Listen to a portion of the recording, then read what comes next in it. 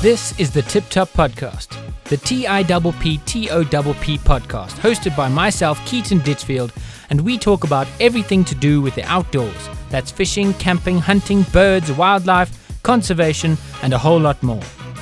This podcast is as raw, untamed, unedited, and unapologetic as nature. So buckle up. This is the Tip Top Podcast. Hello, Kyle! How's it, Keith? How you doing, man? Very good, and you? Oh, good, thanks. Still a bit bored, but good. Yeah, how's your lockdown, bro? Because if everyone doesn't know, Kyle is a super outdoorsy oak. He's as outdoors as you come. So how's it going, bro? It's been better. The first 3 weeks were good, but I must say the last 10 days have just been adding up now. Itching to get out and go get a little bit of fishing in before winter comes. Yeah, I won't lie, I'm the same. Yeah, you saying? Sorry? Yeah. No, I'm saying I think we all are. I think we're all feeling that same way, and we've just got to stick through this and eventually make it out and back to the waters. Yeah, dude, I won't lie. The last couple of days I've been getting a bit itchy. Yeah, I've been pretty constructive, and then the last, I think, 6 days, it's been tough. And I'm like, got itchy feet, and I want to go out, but I obviously won't because we've still got laws down, and you don't want to mess with the cops and stuff like that. And yeah, it's tough. I know. Look, it's not worth it. And we're lucky. We've got a house and whatever. We're not like the other people who live 6 people in a shack or whatever. And you know. Yeah, no, I can't imagine what they must be feeling like now. Must be super, super duper tough. That's why, like, I shared a post. Was it yesterday? I think so. Yesterday, that I got from Gilbert, and it's a hashtag. When can we fish South Africa? You know, like we need to go fishing in some other countries like Germany, I think, are still fishing. Australia is still fishing, and because fishermen do social distancing anyway. So yeah, but I mean, look, it's countries where they've got let's say the expendable manpower to go monitor lakes and those kind of things. It's true. Whereas over here, all of our let's say forces are tied up now, keeping certain areas in check. Yeah, and I don't think. Look, I mean, I know people won't follow the rules. I mean, I can personally say if we go fishing and you're 10 meters away from your mate, you're going to have a beer in the car, you're going to sit next to each other, you're going to have a beer. I mean, it's inevitable. I don't think it's... Yeah. Yeah, it's just the way we are. There are some good news, though. I've heard via the wire that some courier companies might be working, which means some of our online fishing tackle shops might be up and running on Monday. So that might be cool. Yeah, and I mean, I also saw that hunting is allowed within the province. So I see no reason why fishing won't be allowed as well at your public dams, provided you practice social distancing. Oh, that's cool. And I'm sure like hunting would be fine for people who live on the property. You know, like say I've got my property of X amount of hectares and I want to go harvest a kudu. I should be allowed to do that even though I'm not even in lockdown, hey?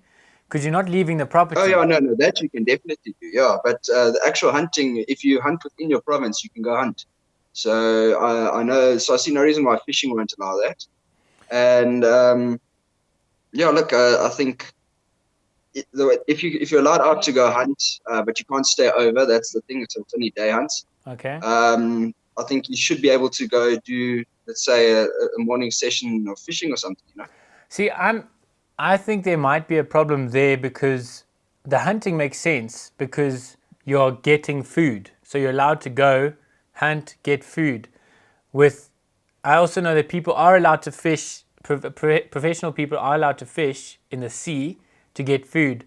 But then when it comes to catch and release fishing, you know, a proper bass fisherman who wants to catch his PB bass and has loved bass fishing his whole life, competitive bass fisherman, and he catches a 3 kilo bass, and technically you're going to have to eat it. Is that guy going to eat it? Or is he going to put it back? No, yeah, but look, I think I saw that the president of South African Sports Angling, he wants to address the president and see if they can instate tournaments again from level 3 and just social fishing and stuff from level 4. Because I mean, look, if you're out on a boat and stuff, I see let's say with your brother or someone that you're in lockdown with, what difference is it to go fishing with them as it is going fishing on your own or something like that, you know? Yeah, I think you're living together. It's the same as the car rule, in my opinion. This whole sitting in the back seat thing doesn't make sense if you live togetger. I mean, that's pretty much null and void. If Carmen and I, like, we when we go shopping, we go alone. So like, if I'm gonna go get shopping and stuff, I'm gonna go by myself. But technically, if Carm's, like, I still think people should shop alone, because then there's half as many chance. If there's two of you, there's half as much chance that you're gonna get the virus. But if Carms and I were in the car, we sleep next to each other at night. So we're breathing in the same air. If one of us are getting it, we're both getting it. It's a fact. And I know in Germany, you have to fish alone. But in Australia, you are allowed to fish with your family, direct family members. So... Yeah, again, as I say, it's law-abiding is the wrong word to use. But I mean, the people there do tend to follow the rules a bit better than we do here. Oh, yeah. No, they say in South Africa, if you go over the line, no one cares until you get caught. In England, if you go over the line, you get a naughty badge. In Australia, if you think about the line, you're already in prison. Yeah, it sounds about right. No, they've got proper strict measures there, and it seems to be working for them fairly well. Yeah. I've got a question here. It says, if we sell fish, we catch, is it considered commercial fishing? Yes, it is, but I'm sure you need a permit to do that. Yeah, no, I saw that one. Unfortunately, you do need the permits for it, which is one hell of a process. And knowing this, let's say, government, especially now, by the time you've got your permit, Corona will be long forgotten about. So it's a nice idea, but yeah. Yeah, and then if you sell it illegally, then you get locked up for lockdown, and then you get locked up for poaching. But yes, exactly. So no, not an ideal situation. Yeah. So Kyle, how did you get into fishing? How did you start fishing? Well, yeah, no, my dad, or my whole family on my dad's side have been fishing for generations. So when I was about 4 years old, well, pretty much as soon as I could hold a rod on my own, I was taught how to cast, and we used to spend a lot of time at the south coast in Ramsgate. Yeah. And we were very close to the beach, so I used to just waddle down there, cast and practice, and started with that. And then obviously living in Joburg, had a bit of a insatiable urge to go fish. So I started picking up freshwater fishing. Yeah. But that only started when I was about 12 years old. And before that, it was always saltwater because we were down there so often, every holiday and so on. But once that's started to fade, I needed something to satisfy the urge. Okay, and then what type of fish did you fish for when you just started fishing by yourself? My first freshwater fishing experience was actually trout. Okay. Just on actually, I might get slammed for this, but rapalas and such, just started out like that. Yeah. Because that's what I was taught, and then unfortunately, trout fishing isn't. It's quite an expensive affair, and when you're 13 years old and you can go, your mom will take you once a month to pay for it or whatever. You got to find free options, and that's when I discovered that there were bass in my local dam in Joburg. Okay. And I think so. Starting then, I practically lived at that place. I knew every reed, every blade of grass. It was quite ridiculous. And those trout were what's it? Trout farm trout. No catch and release. Yes.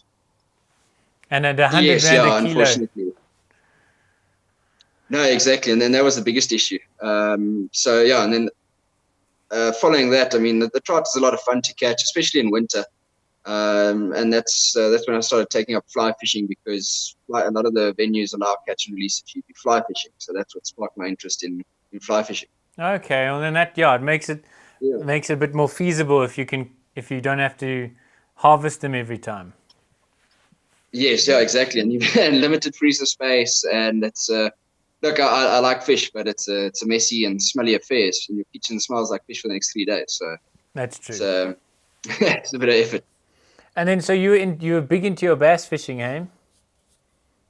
Yeah, I know. So when I was 12, I started fishing it, let's say, almost religiously. And within that year, I started following and trying to get a bit more competitive, starting to enter little competitions here and there with friends and family that had boats, just fishing on their boats as you could say a guest, when they didn't have space. And yeah, no, I just followed through with that. And yeah, no, it became a passion for me. And started to think bass. I mean, everything I did on social, well, not social media, on say YouTube, Google, everything was bass or fishing related, and it became a science, if I could put it that way. Trying to learn inside and out what a bass thinks, what a bass does, what they want, when they want it. It's just all sorts of little things, because as much as luck is involved in fishing, you've got to create your own luck. And the more you know, the more you can set yourself up to be in a lucky position. Yeah, the better you are, the luckier you get. Yeah, exactly. Well, that's cool. So you started on those big boats. Do you like these big bass boats? I'm thinking 80% of them aren't necessary in my opinion, because unless you want to compete, like unless competing for bass fishing is your thing, paying 200,000 rand, 150,000 rand, 80,000 rand for a boat that's going to get you to that spot before everyone else, and that only applies when you're competing, right? Yeah, look, when you're talking about these big boats like that, if you're referring to those ranges and stuff, you're talking million rand boats, which is the scary part. But the whole point of it's not so much for South African waters. It doesn't, in my opinion, apply here. Our bodies of water aren't big enough to justify it. Okay. But in America, how it works, they've got enormous lake systems. I mean, they've got lake systems. The surface area of the dam is bigger than the whole of Gauteng, kind of thing. Yeah. I stand to be corrected there. It might be an exaggeration, but they are that. Yeah, big. they're massive. And I mean, yeah. And so the way they fish is, if I've got let's say a boat that can do 120 k's an hour, and you've got a boat that can do 100 k's an hour, if I start 2 slots after you, I can go past you and get to a better spot. Yeah. So, I mean, if you watch Kevin Van Dam and those guys, they literally shoot out from the start. They drive that boat for 3 hours to get to a spot. They fish that spot hard, then take 3 hours back, you know? Yeah. I mean, they spend so much time actually driving to get to their spots. So I think it's justified in those situations. Yeah. Because if you've got a little 80 horsepower that can go 60 k's, 70 k's an hour, you're going to take 5 hours to get there. Kind of thing, you know? No, in America, I really get it, because especially with their tournaments and their leagues, it's massive there. And if you're a fisherman, say you and me want to team up or we fish competitively, if you win one of those competitions, you can pay for your entire year's fishing and salary vibe from winning one competition. Prize money some is of them, huge. if you played it right, it's a ridiculous. I mean, it's a multi-million-dollar, maybe even billion-dollar industry in America. I don't know the fiscal amounts, but I mean, it's absolutely outrageous how big their fishing industry, their sports fishing industry, is compared to anywhere else in the world. It's quite funny as well, because we like a lot of the majority of our fishermen, if you look at them, is people who want to fish for carp, like papgoeie guys. Those are the majority of the South African fishermen. And then you've got our bass and our trout and our yellowfish and all that stuff. But we like carp before here. They're like carp is a waste fish. It's a trash fish. You don't fish for that. And they're only starting to fish for it now. But their bass fishing is another league. Everyone wants to catch 10-pound bass, and everyone's talking bass, and everyone talks about the leagues that are coming in, and it's just a massive hype. And we're talking what's it, the prize money thing But that's without sponsorships, endorsements, all of that stuff. Those people are huge celebrities. You're talking about Kevin Van Dam now. We're sitting in the bottom end of Africa and we know who this fisherman is. No, exactly. I mean, if that's one thing I miss. I mean, remember ESPN used to show all the bass fishing things when I was a kid, and that's disappeared. And to try find places to stream it and watch it. Luckily now with Facebook, we've got Steve there at World of Fishing, who always posts the links to the Bassmaster and puts them as live videos and such, so we can see it. But it's just a little bit frustrating with the live TV because you've got to be up either super early, super late to catch the ends and beginnings. Yeah. And but yeah, it's the industry there, the way it's watched throughout the world. I mean, ironically, it's a little bit of a, let's say, overshadowed industry or underrated is the Japanese bass fishing industry. Is it? I think, yeah, that's where the world record bass actually comes from. Well, how big is that? The official world record, it's 22 pounds and some change, 22 pounds. So it's about a 10 kilo bass. Yo. I think it's 10.03 kilos or somewhere in that region. Which makes our South African record of 192 that Wayne Fanica caught last year, I think it was. Yeah. Or the year before at Losco. Just makes our biggest bass. I mean, it's one of the only bass caught over 7 kilos in the country. Yeah. And this guy that caught the I'm trying to remember his name now. Manatu or something like that. Something like M. And he says he's seen schools of bass near that size in some of their lakes. So it's quite. Why do you think they grow so big there and not here? I think if you think about it, they've been around in those areas for a lot longer than here. Bass have only been in this country for about 70. This is going on 80 years now. Okay. I think that they came from Holland in 1932 or something like that. So that took a while to get established, and you've also got to find almost the perfect storm. You've got to have a nice temperate climate where it's a bit warmer, good source of bait fish, and the correct habitat for them. Yeah. And that's why if we look at the likes of Zim's a lot warmer than we are here. They have bigger schools bass. And schools of bait fish, and their average bass is definitely bigger than ours. Yeah. And that's just how it works. Even in Mozambique, this place in Mozambique where you get monster bass just in farm dams, which overshadow a lot of the fish that we catch here. I think that the All Africa record it's actually from Zim. It's just over 8 kilos. But they do speak of stories of bigger ones, and the actual record holder says he's caught bigger ones, but never Not since. official. I mean, so yeah. So I do believe there are bigger fish. I personally know of a 7.4 that was caught in a farm dam in Southwood. Like that. Yeah. That was weighed, not like 7.4. No. Actually weighed by the. It was caught by a farm worker. Fish was already dead, unfortunately. Okay. So dead weight was 7.4. The farm manager was actually driving past them, and he stopped them, and he was actually on his way to the dam to fish, and he picked it up and he weighed it, and it's just quite a. So it's interesting to know that our fish can get that big. I have no doubt Loscorp will in future throw out bigger fish, provided we manage it correctly. Yeah. They are unfortunately driving to try get rid of bass now, which in my opinion is a bit of a waste. Carp were invasive, and now look at the industry they've created. Bass, they were invasive, but once they're here. I don't see any feasible methods of eliminating bass from a dam without killing every other fish in it. Yeah, see, it's that conservation thing where there's three kinds of animals. It's like you've got the naturally occurring ones, the local ones. So say our yellowfish and kirper and barbel and stuff.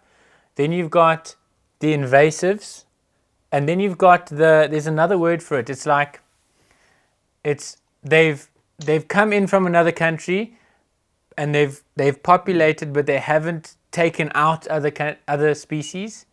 there's another word. What's that word? I don't know what the word is, but it's like localized or something. Introduced. It's introduced, but it's like localized or something. It's something that says it doesn't. It's not like the cane toad or feral cat in Australia. It's like something that gets long. And a lot of people have said carp are not invasive. They're that middle ground thing. But I don't know if people are saying that because of the industry that it's got, and bass isn't because the industry is a bit smaller. I'm not sure what it means, but I know at Borscorp they're also trying to get rid of bass. But from where I've seen Borscorp for the last, I don't know, I'd say 5-6 years, the amount of bass there is just shot up, and the amount of everything else has gone down. So I'm not sure. Look, bass is a ravenous fish. Etienne? Naturalized, yeah. That's naturalized. You legend. That's the word. Thank you very much. Look, by that logic, I mean, anything could be naturalized. I mean, look at trout. Trout breed, and they are so prolific in the rivers coming down from Lesotho and those areas. But they were introduced here. They were never naturally here. Yeah. And they've just thrived there. And I mean, that created such a nice. Well, it's just so nice. It's a food source for many people, many locals there, and a massive source of income. There's so many small, like your next door neighbor type vibe guy in Lesotho that offer guiding of the river, and they catch plenty massive trout. So and they put them back. The way I see it is, if guys can, well, I hope so. They will keep their fair share, I'm sure. It's the same as some of the guides on the Orange River. They'll keep their fair share of like the odd yellow here and there to eat. But I mean, everything within reason, you know. It's the same as bass and carp. I don't mind if guys take out a bass here and there. Don't take out massive breeding stock. But if you do rely on it, or if you want to enjoy a bass once in a blue moon, you can do it. I mean, and there's so many times we've all had it where a bass swallows the hook, it dies, and instead of just chucking it, it's good eating. You might as well take it back, but don't go out specifically trying to take the things home. Yeah, it's quite a controversial subject, but I also feel like if some people are going to eat a couple of carp, some people are going to eat a couple of bass, as long as it doesn't go to waste, they are at the end of the day an introduced species. But I do think like for specimen carp anglers and stuff like that, they're going to look after the big fish and keep the big fish going. And bass anglers, I know they feel the same. If you're going to take out a couple of juveniles, I wonder, do you think bass behave the same as carp? As in high numbers of fish equals smaller fish? If smaller, bigger fish, like say your biggest carp in the area. I know Laurentius is managed like this, where they actively take out small carp so that they are less carp in the dam, but higher numbers of bigger carp. I know they do that, and do bass do the same? As with anything, too much of a good thing is a bad thing, you know. If there's too many bass, there's not enough food for them, and so what I've personally seen and read a few articles about is if you're fishing in a bass dam where you are constantly catching, let's say 600 gram fish, but then every now and again, let's say 3-4 times a year, you catch a 3 kilo bass. You know that there are bass that big in there. So what a lot of the guys in America do is they will take out your average size fish. So and it's a strategic culling procedure just to increase your average size. Okay. So the theory is that if you take out those schooling bass, so your average size bass tend to school. And so in South Africa, that always tends to be, from what I've seen, those anywhere from 300 grams to about 700 grams. They tend to school. And they are absolutely ravenous. If those things are around and they see anything, let's say a school of baitfish, it's game over. Yeah. And the fact that they move around so much faster and, let's say, more frequently than the bigger bass, it substantially reduces the amount of feed that's available for those big bass. Yeah, it's like a pack of wild dogs. They just move around, chow themselves chill, then move around and chow the next lot of whatever they find. You see, and the problem is because it's such a big school, they never stop. They never get full. There's always going to be fish in that group that are still hungry. Yeah. And I mean, that's you can realize it. I mean, and you can even feel it when you catch some of those smaller bass. When they take super aggressively and you just feel that thing hit and your line starts screaming to the side, you know that fish has grabbed it and now he's competing with other fish for your lure. Yeah. And if you constantly keep throwing into that area, you'll keep catching. I mean, I'm sure you've seen it before. Our little local dam there in Joburg was very, very well, it's very well known for it. I mean, you could go catch 10 casts, 10 fish. Yeah, once you find them. No, exactly. And if you can just keep moving with them and give them what they want, you're going to have a lot of fun. Yeah, that makes a lot of sense, and especially with this times of food security and stuff like that. Like South Africa, we're pretty lucky because we farm a lot. Our farm is a lot of 50% of our gross what's it called, crop, annual crop income. All of that, 50% of that gets sent over to other countries. Like I was in Singapore and I bit open an apple, and then on the other side there was a sticker from made in South Africa. So we're lucky. We've got a lot of food like that. It's amazing. And yeah, fresh produce is huge, especially Europe. Europe buy so many of our oranges and grapes, or our citrus and grape is full up in Europe. So with this time with some people not having money for food, why not send them out, give them an old rod, and they can go and catch a couple of these average bass. If they're willing to listen to you, just say, how's it? If you catch bass between this and this size, keep it. If you catch something bigger, please let it go. If you can do that as a favor to me, then they can have a chow, and they can also get rid of some of those average size bass or average size smaller carp, and then we could have bigger carp, bigger bass in the dams that we want to catch big carp and bass in. Yeah, exactly. And I mean, what's become a huge problem of late is the average size of carp and bass reducing in our major dams and that's because of netting. I mean, those gill nets are unselective completely. Yeah, they'll take anything they can fit.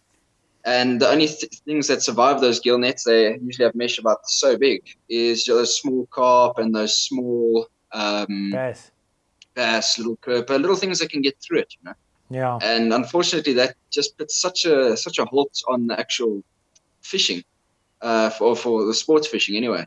Yeah. And at the end of the day, all the guys do is they start to make those meshes smaller and smaller and smaller until they start catching all those small fish. And there's just, I mean, Renosterkop Dam was a perfect example of that. The place was extremely heavily netted. It was a place where you could go and on any, if you fish there 1 out of 5 times, you get a 3 kg plus fish. It was great fishing. But the netting got really bad. There were some syndicates in the area. Then there was a massive drought. The dam level dropped to about 19%. The nets got worse because it got more narrow. The dam level dropped. At one stage, that dam was practically dry. It was just a stream. It wasn't a dam anymore.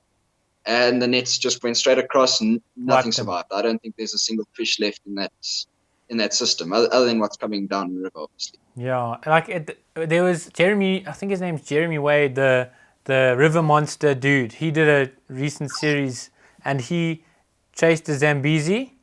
And up at the top of Zambezi, there's guys that a tribe that fishes with spears and stuff.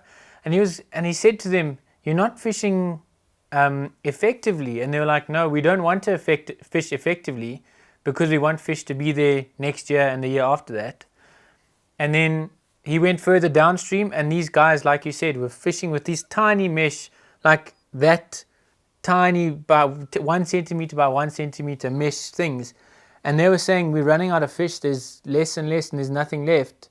It's you've got to maintain these habitats and maintain these fish. And then what I wish I could do is turn those guys that do this illegal netting into fishing guides. Like buy a boat, because they know exactly where the fish are. You train them up a bit, give them a boat you rent them a boat on a rent to buy basis, and you send customers, anglers who want to learn that dam and get some guiding done, So in turn these illegal fishermen into guides, and then they'll start actively protecting that water. and then they'll also make money from fishermen who will give them $500 for the day to take them out on the boat and fish good spots and hopefully catch that 3 kilo bass or whatever.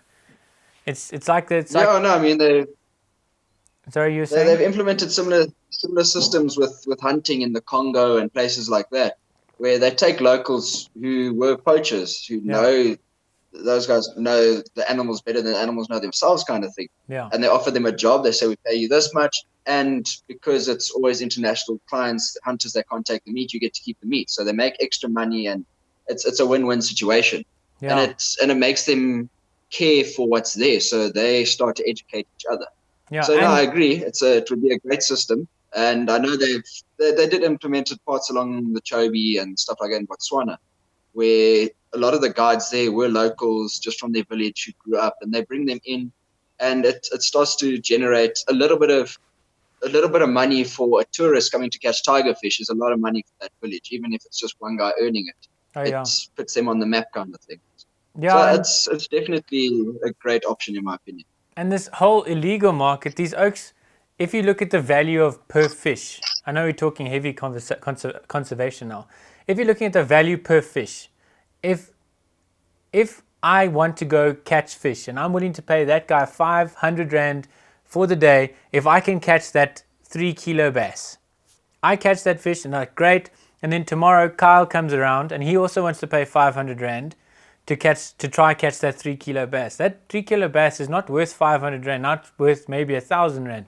Now it's worth maybe every day it gets more and more.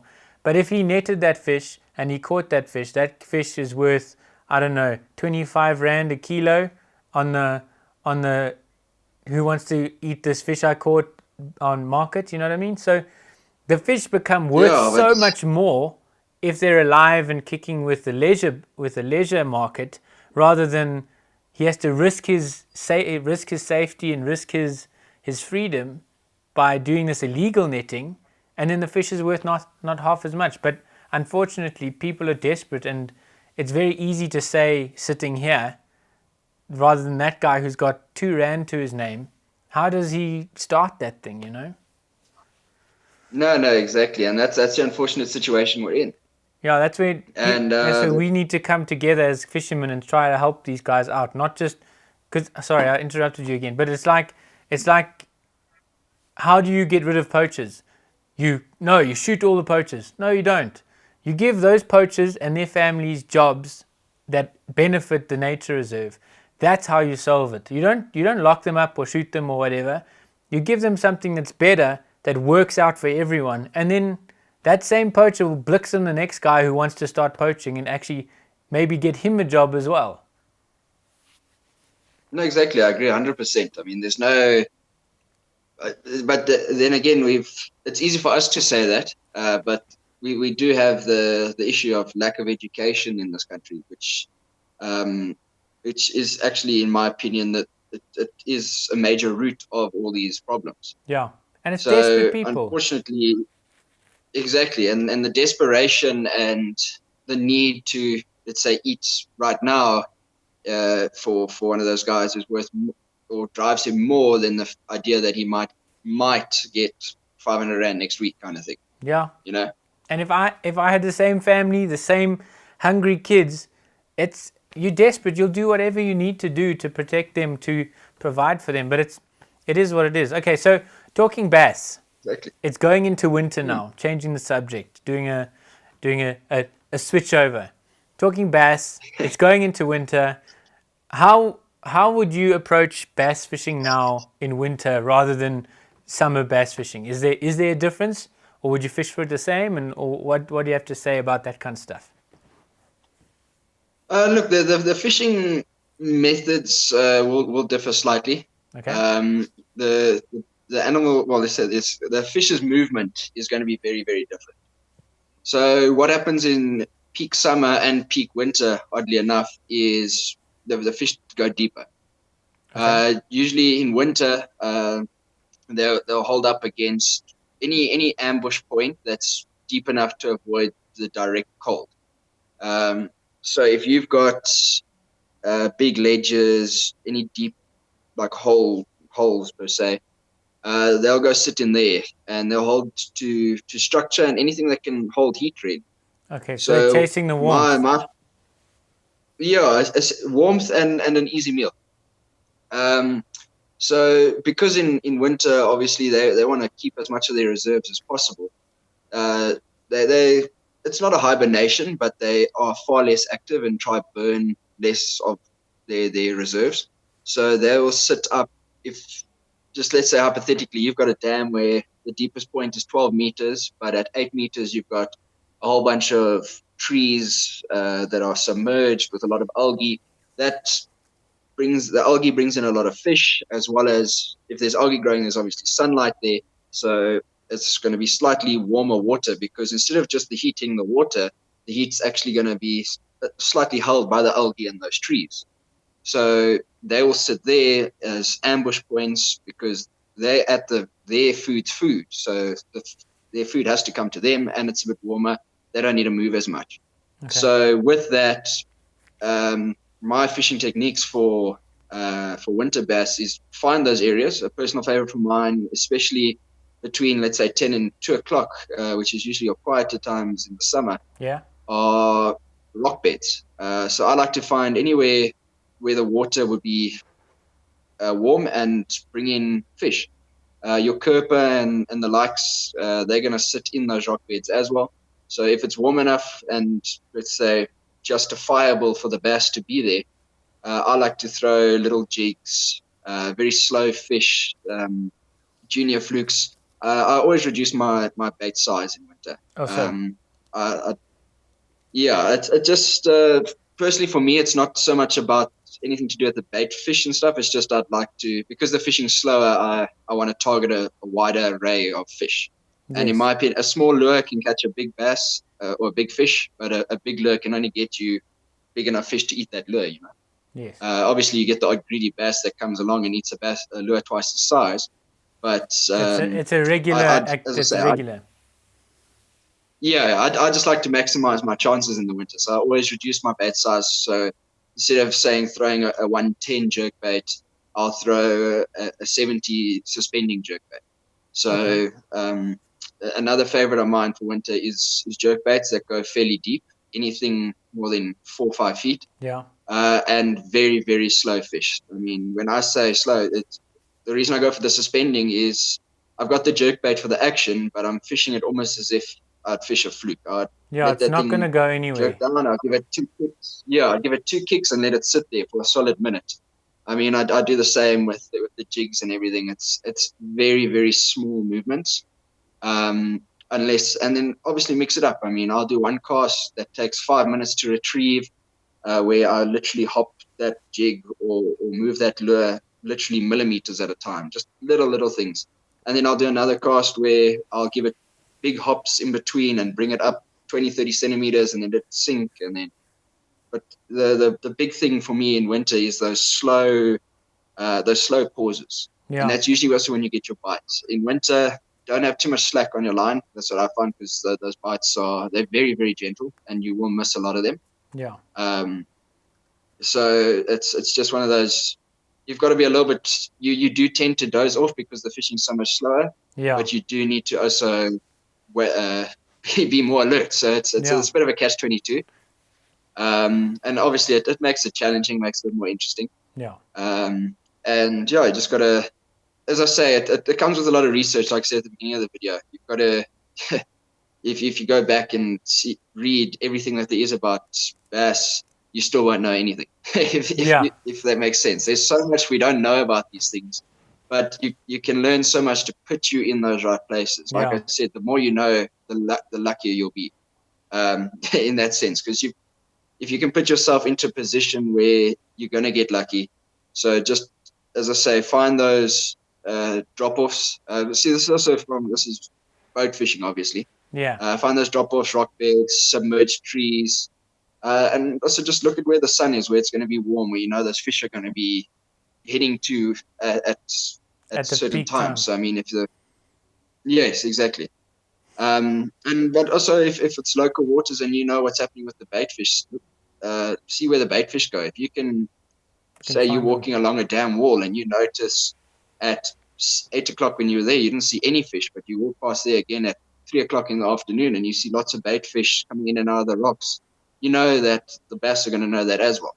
Yeah. So then hit those areas. So yeah, as I say, just little things and cover. So yeah, there's deep waters, anything that's going to hold warmth.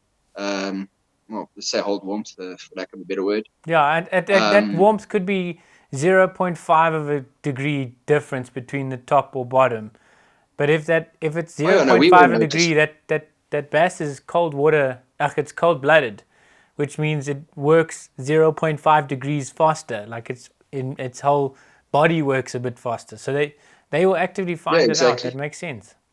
Yeah, in winter we won't notice it. Yeah, in winter I like the wacky Senko. That fish should cast it out, let it slowly sink. If it hits the bottom before if you don't get a take before it hits the bottom, one jerk up to get it reset and let it slowly sink. And I like using braid as well because you can watch the braid. You don't keep the braid tight, you can watch the braid. As soon as that braid starts peeling off, you know something's taken it. But it makes sense. I see a lot of bass fishermen. I feel like the better bass fishermen that I've seen and learned from, they fish in, especially like winter and stuff, they fish slower. Like slower than you think they're going to fish. And a lot of the what I'd say big shot anglers, as in the guys that won't come back with the big bag, but the guys will talk about the big bag that they always got, you know. Those guys tend to always fish fast all the time. And even in winter, and you watch them miss out on quite a few bites that they could have gotten if they fish slower. And I think if you agree with me, you'd fish slower than you think you have to. Yeah, I mean, I was once told, cast it out, open a beer. When you finish that beer, you can move your lure. That's what one guy told me once. And I mean, that's a hell of a patience. It's practically dead sticking, but in that particular tournament, he absolutely caned it. I mean, he beat everyone by a country mile. But he just got into the right spot and he just let that lure sit there. And if you're in the right spot, the bass might not necessarily be holding there, but they will come there. Look, we've got to remember that they don't just sit around and do nothing. They still need to move. So even if you are going to go out and you are going to throw and whip a jerkbait in or spinner baits through the reeds in winter, you will catch. But the chances of the fish being there is going to be far less than in spring or summer, you know? Yeah. So it's about catching more rather than catching one or two. Yeah, see, there's always different tactics. I mean, some guys will go out when you at a tournament, and you'll see they will have their rods lined up, all with massive baits, and their intention for the day is clearly to go there and catch only 5 fish, but as big as possible. Whereas other people go out and you're going to catch as many as you can. Just make sure you've got a full bag, then start going. So everyone's got different tactics, and sometimes it works, sometimes it doesn't.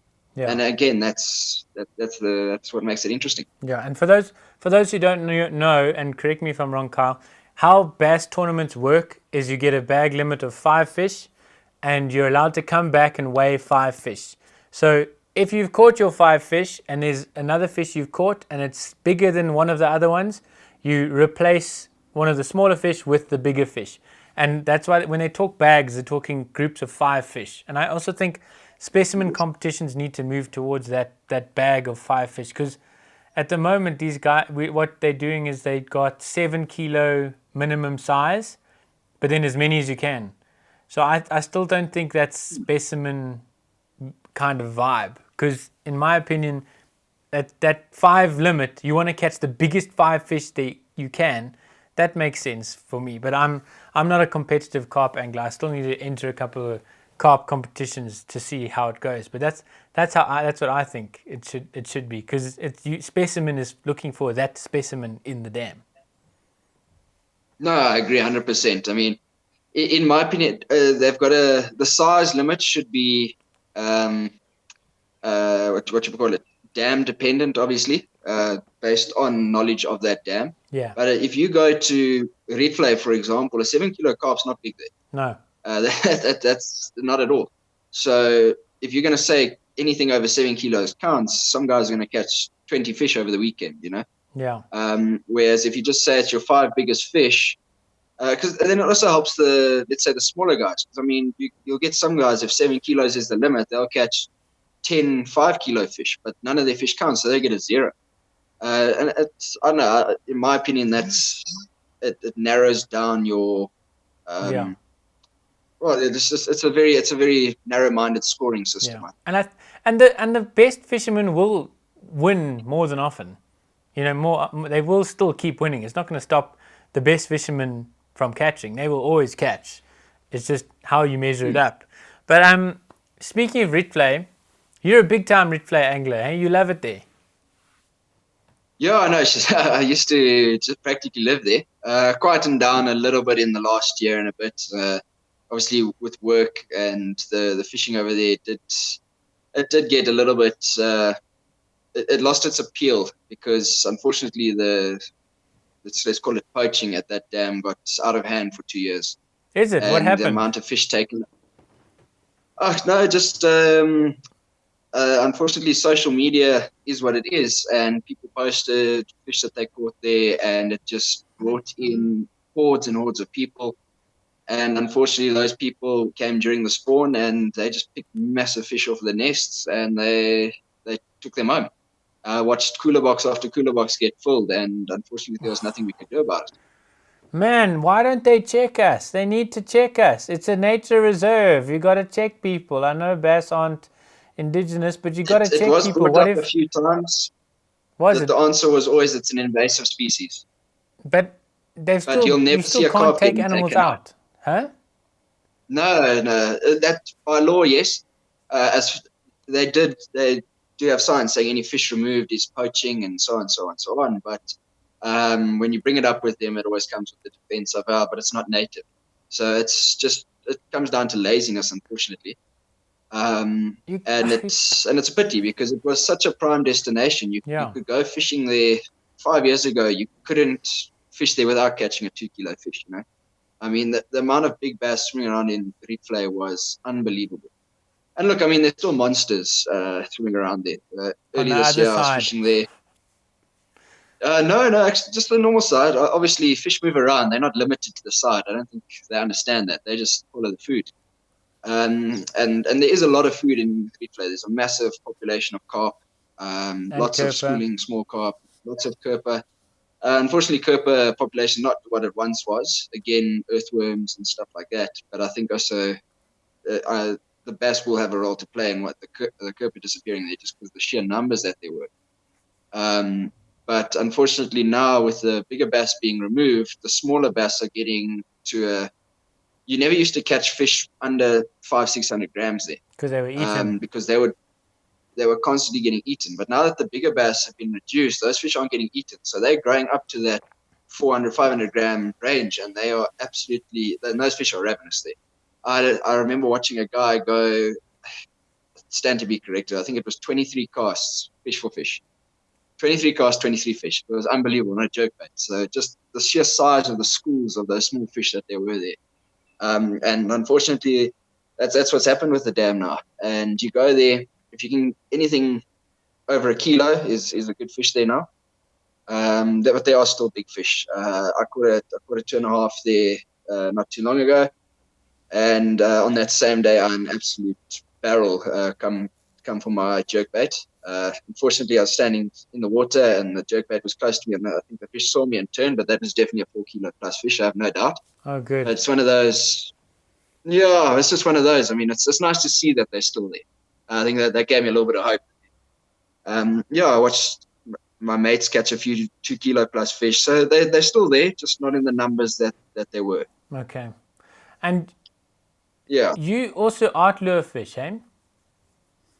Yes, no, I love the Artlure fishing. So what is Artlure fishing for those who don't know? What is it? What's the difference between that and bass fishing? Well, bass fishing is, as it says, bass fishing.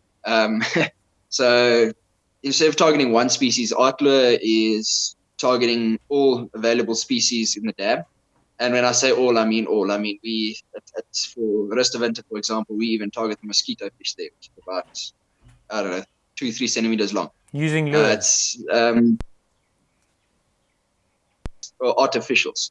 So for those very small fish, we'll take a dry fly hook, like a number 16 mustad or something like that. Yeah. Actually, even smaller for the mosquito fish. And then you just you'll break off a piece of a plastic, and it doesn't look like much. It's just a little piece of, let's say, yellow plastic on a hook, but you work it in front of the fish and you just try to get that bite. Obviously, the big appeal to it is a lot of it's done on light tackle, especially the carp, because carp on Artlure, obviously, carp do in some instances actively hunt. I mean, I've seen it. I know a lot of guys have caught carp on crankbaits, even, weirdly enough. Wow. But obviously bycatch, you never target carp with a crankbait, but sometimes it happens. I mean, if it's hungry enough and it sees an opportunity, it's going to go for it. Yeah. But yeah, because carp aren't actively predators or active predators, we tend to go with very, very light line. I mean, you're talking 10, 12 pounds, or even some of the guys obviously like 30-pound braid with let's say an 8-pound leader. And you've got it becomes a bit of a stealth game. So there's a lot of signs to look for to try find feeding carp, because I mean, obviously the easiest ones to target are the ones you can see. But after you see them, you've got to trick them into taking that lure. Before they see you. If your line touches that, yeah. But I mean, even if they don't see you, if that line touches their back, they're gone. So you've got a lot of things come into play. You've got to cast extremely accurately. You've got to you've got to, in the instance of a tailing carp, or if you're following a bubble trail, you've got to guess where that fish's head is. Yeah, it could be that way, or it could be that way if there's bubbles. You don't know. You don't really know. Exactly. But I mean, even this tailing carp in muddy water, if you just see the point of a tail, and sometimes it's just a perfect triangle, and it's just a guessing game. And also, you don't know how big that fish is. You could think it's a 4-kilo fish and cast halfway down the body of a 16-kilo fish, True. And hit it straight in the back, and there's your opportunity gone. So there's a lot of small little things. And anyone who's interested in Artlure, I'd suggest there's the Artlure South Africa Facebook page. Yeah, it's very cool. I'd suggest going onto that. And Rudolf Venter has actually taken time during the lockdown now to post a whole lot of videos on how he selects lures, what he looks for when targeting carp, yellows, stuff like that. And I mean, he's a South African Artlure fisherman. He's one of the best in the country. And he's just got so much knowledge. He's been doing it for many, many years, and and he's always willing to help. So I think anyone who's interested should definitely check out that page, get in contact with him, watch his videos. And I mean, if there's something you really don't understand, I'm sure if you send him a message, he'll help you guys out. As I say, he helped me out in the beginning when I started out, and he's just an all-around nice guy and a bloody good fisherman. What I like about the Artlure fishing, it actually allows a lot of the fishermen to go for some of our South African species, like the amount of yellowfish, like the smallmouth and the largemouth or largemouth yellows that I've seen. You get both. Yeah. That are that big. They are massive fish. They're caught on these little rods, little lines, like light lines, and it's quite amazing what you see come out of. And they do a lot of river fishing as well. Hey, they walk in the river like fly fishermen, yes. But they're using lures. Yes, yeah, that's correct. That's so amazing. And I mean, the simple the diversity of fish that we have in this country is outstanding. I mean, you've got your obviously all the yellowfish species, which isn't just limited to large and smallmouth. Obviously, you've got large scale, small scale, Clan William, and so on. And it just makes it a lot more interesting to go around and actively target these fish, and it makes for a great road trip. And what's nice about the Artlure is you don't need to have baits, you don't need to have time to set up. If you've got half an hour to go fishing and you're driving past a stretch of river that you can access or whatever, take out a little 2-piece rod with 10-pound line and have a chuck. I mean, you never know what you could catch. And yeah, as I say, it opens up a whole new, let's say, kettle of fish. I mean, instead of going out and spending a day on the water just targeting bass, I'll have a rod going for bass, then I see there's a barbel cruising past, I can change rods, I can go for him. And it just, I think it maximizes let's say maximize your time on the water. I think it's almost like fishing more efficiently. And then with your Artlure fishing, are there certain lures that work for, like for example, say you're in the river and you want to catch smallmouth yellows? Are there certain lures that you'd use that? And then, oh no, you see a barbel or a largemouth yellow and then you use that? Or is it just basically you've got a lot of smaller lures that work for all kinds of fish in different situations? Or is it actually like, I'm fishing for smallmouth yellows, these are the 3 different lures that I use in various colors? Is it that? I don't know if you're understanding what I'm saying. No, I hear what you're saying. But no, look, there's so many lures out there, and so many fish will take it. I mean, okay. I watch guys using a little Samo Hornet, which is it's a fantastic Rapala. It's an artificial lure, and I see guys throwing small Samos, and they catch 20 kilo plus barbel. They'll often be throwing that lure targeting yellows, and the barbel will come out. They'll take it. So that, let's put that as my number 1 lure. Is definitely a Samo Hornet. I'm a sucker for jerk baits. So again, a very, very well designed one, and it's got a great action. Is the Samo Rattling Sting. But I mean, we can't discredit even Savage Gear. I do like their jerk baits, and and then I think also, let's stick to yellows. Even a good old paddle tail or a spinner works very, very well. I was fishing the Orange River last year in March, and I was very surprised to be throwing a 5-inch paddle tail for largemouth yellows, and 5-inch, a couple of smallmouth yellows. Yes, yeah, a 5-inch paddle tail. The largemouth yellows in the orange get massive. Wow. So I was going for broke. So and I picked up a couple of 1 kilo smallmouth yellows that smacked it completely. And there was one I got 2 of 2 casts, and it was a bit of a game changer for me there, because then I just switched up the lures, and I figured if I'm catching them on this, I don't need to sit and work with 3 rods. So I just started working one, and I mean, it was a brilliant trip. I would definitely highly recommend that for anyone, even not Artlure fishing. Just any trip you can take on the Orange River is a great experience. There are so many fish in the Richtersveld. I've heard lots of great things about the Orange River. The only problem for us in Joburg and Pretoria, it's flipping far. Yeah, no, it's a hell of a drive. I definitely you need at least a week off work, and you do need a stopover, unless you can drive through the whole way. But yeah, no, I think it's definitely well worth the trip. If you split it between people, it's not too expensive for the experience you get. A lot of the trips are all inclusive, food and the works. And a guide?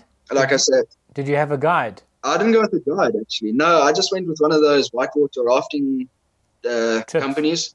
And I mean, I went in there blind. I'd never fished orange in my life. Didn't know how to fish for yellows in that water. Didn't know what they did. So luckily I'd fished the Vaal a few times, and I just figured, let me try these. But it's quite a different water system to the Vaal. But the same basics applied in a way. Okay. And I mean, the first day I caught 1 or 2 fish, and then started picking up patterns. And I think by day 3 we were catching fish cast for cast. There are just so many fish in that water, in that system. It's brilliant, and it's definitely. I wouldn't say it's untouched, but it's such a gem that this country has. Okay, well, we've got 20 seconds left. If Instagram is going to end us, so I just want to say thank you so much for joining us and for sharing all of your wonderful knowledge. I really appreciate it, and thank you for spending the time. 100%, anytime, Keith. And I mean, if anyone's got any questions, you can send messages, because obviously we couldn't cover even a quarter of what's cooking. Yeah. But as I say, check out Artlure SA on Facebook. Oh, there he goes. I just want to say quickly that it wasn't me who cut him off. Instagram's got this this cut-off time thing. So I just want to say thanks again to Kyle. Check out that Artlure SA group. It's fantastic. That's what Kyle was trying to say. And I'll see you next time on It's Tip Top Fishing. Cheers.